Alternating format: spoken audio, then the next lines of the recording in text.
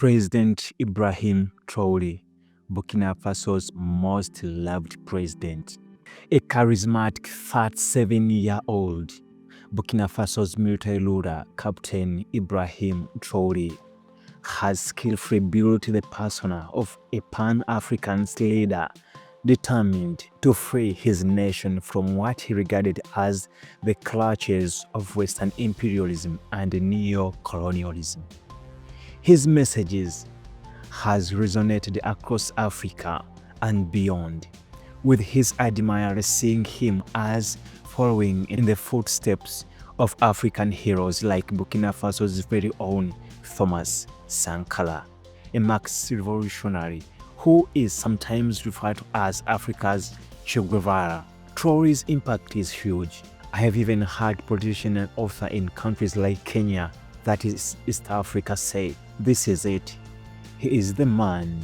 His messages reflect the age we are living in, when Africans are questioning the relationship with the West and why there is so much poverty in such a resource-rich continent. After seizing power in a coup in 2022, Traoré regime ditched former colonial power France in favor of a strong alliance with Russia that has included the deployment of a Russian paramilitary brigade and adopted left-wing economic policies.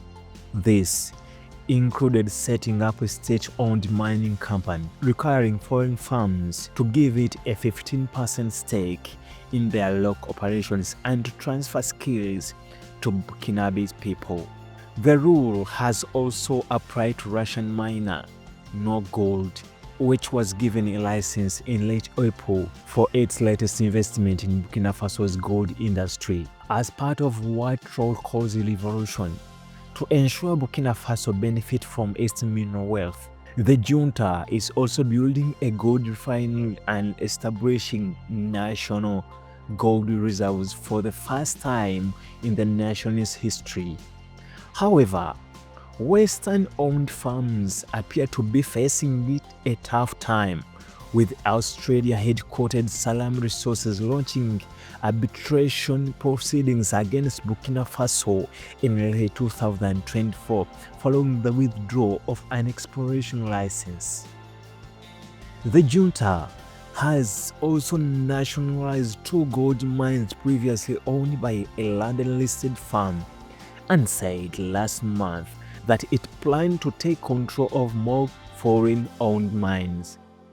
And Corrand Atkins, a researcher of South Africa Institute for Security Studies, told the BBC that Traoré radical reforms had increased his popularity in Africa. He said he is now arguably Africa's most popular, if not favorite, president. His popularity has been fueled through social media, including many misleading posts intended to bolster his revolutionary image. AI-generated video of music stars like R. Kelly, Rihanna, Justin Bieber, and Beyoncé are seen immortalizing him through song, though they have done nothing of the sort. Miss Ocheng said that Traoré first caught the attention of Africans when he spoke at the Rush African Summit in 2023, telling African leaders to stop behaving like puppets who dance every time the imperialists pull the string. We, African heads of state, must stop behaving like puppets that dance every time the imperialists pull the strings. When we, the people, decide to defend ourselves, we are labeled as malicious. But that's not the issue here. The problem is seeing African heads of state who bring nothing to these people who are fighting, but who sing the same tune as the imperialists by labeling us as militias, thus calling us men who do not respect human rights. What human rights are we talking about? We are outraged by this and it is shameful. This speech was heavily publicized by Russian media, which has become a major player in promoting Traoré's pan-Africanist image.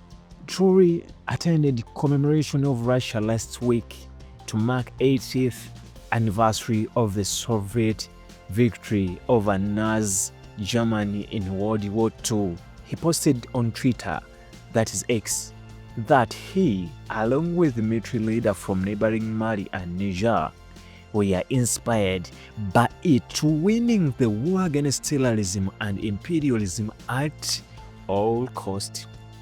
Thanks to his reach and pushed by slick social media campaigns, his appeal has spread around the world, including among African American and Black Britain. Everyone who has experienced racism, colonialism, and slavery can relate to his message. But France's president is not a fan, describing Traoré as part of the Baroque alliance between self-proclaimed pan-Africans and neo-imperialists. Emmanuel Macron was also referring to Russia and China, whom he accused in 2023 speech of provoking coup in Africa, former French colonies, and hypocritically stirring up old arguments over sovereignty and colonial exploitation. Traoré's popularity came despite the fact that he has failed to fulfill his pledge to create a 10-year Islamist insurgency that has fueled ethnic division and has now spread to once peaceful neighbors like Benin. His junta has also cracked down to dissent, including the opposition, media and civil society groups, and punished critics, among them medics and magistrates, by sending them to the front line of the war against the jihadists. Thomas Sankara, who was killed in 1987, was praised by supporters of his integrity and selflessness and remains an icon for many in Africa. For Ronaldo Depin, the African deputy director of the International Crisis Group think tank, Traoré commands such support because he is young in a country with a young population. The median age is 17.7 years. He is media savvy and uses the past to build his popularity as a reincarnation of Sankara, he told the BBC. And he knows the art of politics, how to make a nation completely traumatized by warfare there is better future. He is real good at that game. Sankara rose to power in a coup in 1983 at the age of 33, rallied the nation under the motto "Fatherland or Death." We will win, and was killed 4 years later in another coup that put Burkina Faso back in France's political orbit until Traoré's seizure of power. Ghanaian security analyst Professor Kwesi Anning, who previously worked at Kofi Annan International Peacekeeping Training Center, said the popularity of the military leader reflected a political shift taking place on the continent, especially in West Africa. A 2024 survey in 39 countries by Afrobarometer showed a drop in support for democracy, although it remains the most popular form of government. Democracy has failed to give hope to the youth. It has now delivered jobs or better education and health, Professor Anning told the BBC. He said Traoré was offering an alternative and recapturing the spirit of two historical epochs: the post-independence, when there were leaders like Ghana's Kwame Nkrumah and Kenneth Kaunda of Zambia, and a later era with Sankara and Ghana's Jerry Rawling, whose coup in 1979 was also very popular at the time. It was Traoré who stole the show at the inauguration of Ghana's President John Mahama in January, when he arrived wearing battle fatigues with a pistol on his holster. There were already 21 heads of state there, but when Traoré walked in, the place lit up. Even my president's bodyguard were running after him, that is, Professor Anning said. Traoré offered a sharply contrasting image to some of the continent's other leaders who struggled to walk but clung to power by rigging elections. Traoré is stylish and confident with a very open face and small smile. He is also a powerful orator and presents himself as a man of the people.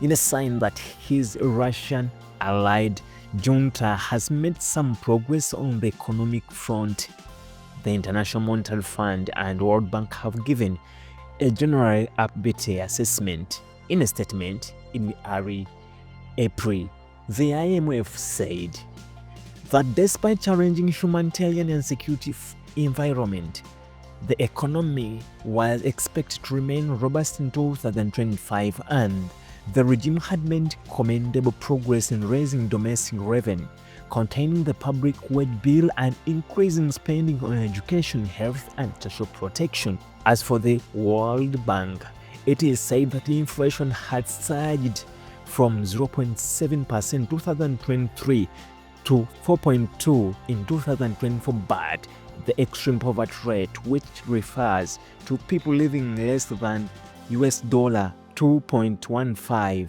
that is Euro 1.61 a day, had fallen by almost 2%, pointing to 24% because of a robust growth in the agriculture and services sector.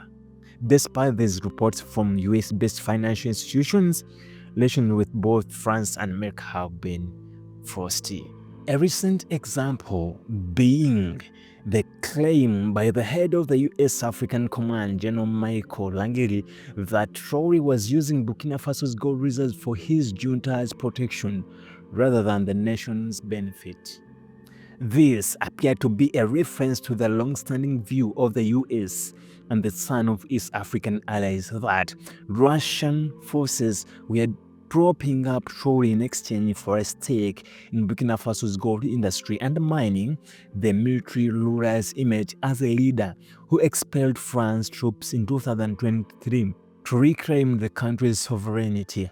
John Langley comment made in early April during a U.S. Senate committee hearing triggered an uproar among the captain's supporters who felt their hero was being smeared. This further inflamed when shortly afterwards, the Burkinabe junta said it had foiled a coup plot alleging the plotters were based in neighboring Ivory Coast, where Jean Lange then made a visit.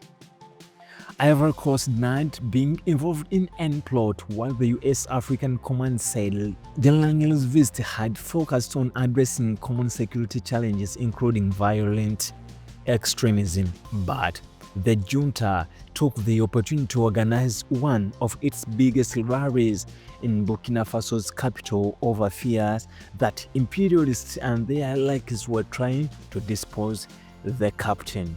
Because Colin Powell lied, Iraq was destroyed. Barack Obama lied, Gaddafi was killed.